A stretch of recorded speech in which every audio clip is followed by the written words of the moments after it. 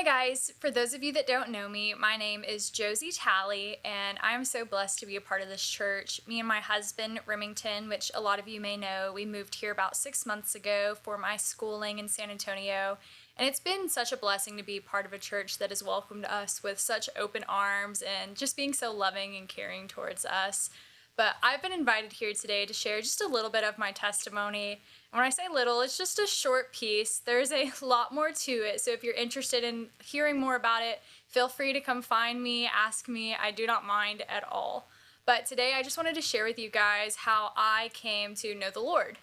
So this whole situation started when I was about 9 years old. It was summer break. My mom had just come home from having a hysterectomy. When some friends came over, they brought their kids, and I had a bike accident. Simple little thing, I was riding and I hit a rock, my handlebars turned and kind of punched me in the stomach. Didn't think much of it at the time, especially because my mom had just gotten done having surgery, but just knocked the breath out of me, no big deal. Well, that night, I go to eat dinner, and it's me, my mom, my grandma, my cousin at the house, and they said I just started throwing up everywhere. Super sick at my stomach, not looking well at all, basically turning gray, and at that point, they're like, oh no, something's not good, and so they call my aunt, who is a nurse, and first time they call, she's like, oh, it's probably just a stomach ache, wait till the morning. So that's what my mom and my grandma decided to do. And then 30 minutes later, she calls back and she's like, I don't know why, but I just felt like the Lord was telling me this. Like, you need to take Josie to the hospital. Something's going on. And so they call my dad, who was out fishing with my brother. And this was a big thing in and of itself because my dad had a rule growing up that you were not allowed to take any phones out on the boat. You would disturb the fish, as he put it. But the only time in my life that he forgot his phone was at the house within 20 minutes, came and picked me up and took my cousin as well, and we went about 30 minutes away to a local hospital. The entire time I'm telling my dad, like, hey, this isn't a big deal. We don't have to do this. And he's like, okay, well, let's just do this to make your mom happy.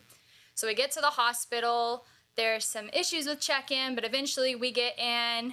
The Lord worked some crazy miracles in that. And within an hour, I had a CT of my stomach, and it was showing internal damage. I was bleeding out. It was pretty crucial that I had to have surgery immediately.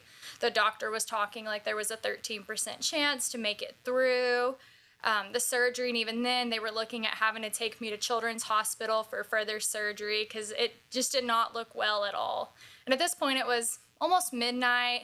And my dad, not being the one to typically take me to the hospital, did not handle the situation very well, to say the least. He was a bit panicked, wanting my mom to be there, but she was 35 minutes away, back at home, sound asleep. But the doctors are pushing that it was imperative that I had to have surgery. And so the Lord worked out some cool things of one of my dad's friends happening to be at the hospital on that floor, walking by as he heard my dad freaking out, got him calmed down, got us moving. So I went to surgery before I even saw my mom. And during the surgery, it was about 7 hours. My mom, they got a hold of her, my grandma, they got to the hospital. And my parents were freaking out at this point, not really knowing what to do. And the Lord's so cool in how he works. We had recently started going to a cowboy church about 10 minutes down the road from my house. We had maybe been there 3 or 4 times. They held a team roping once a month. It was Sunday evenings, and if you came and sat in church service Sunday morning, you got a free entry. So my dad was all about that. Well, my mom and dad ended up calling the pastor from that church at midnight, basically asking him, like, what do we do?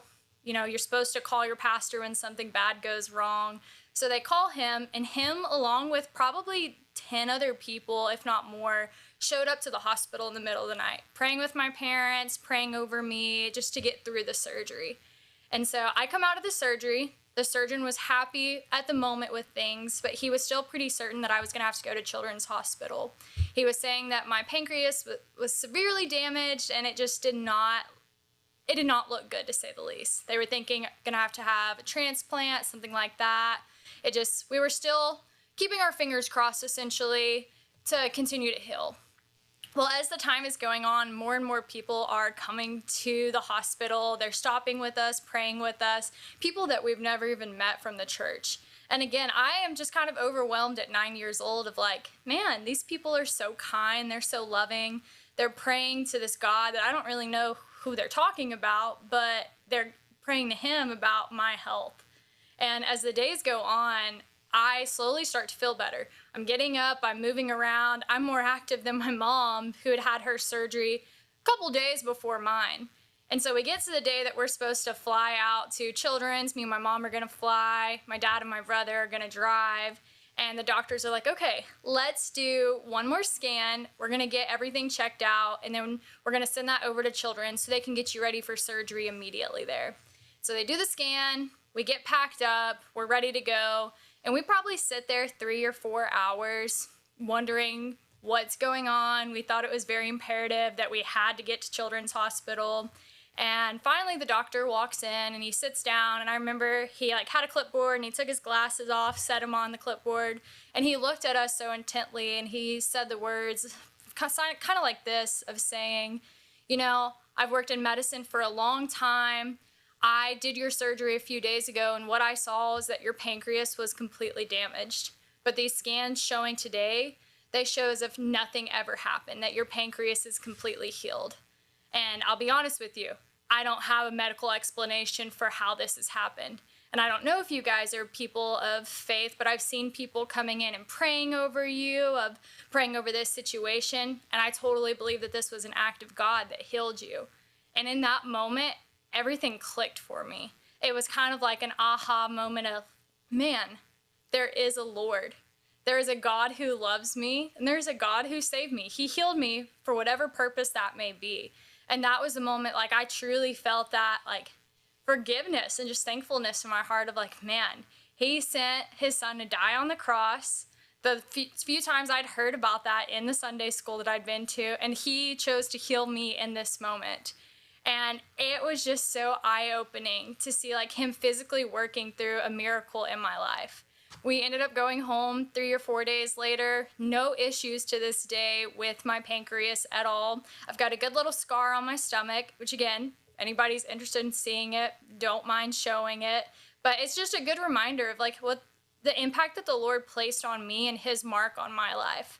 I ended up getting baptized a month later on July 5th.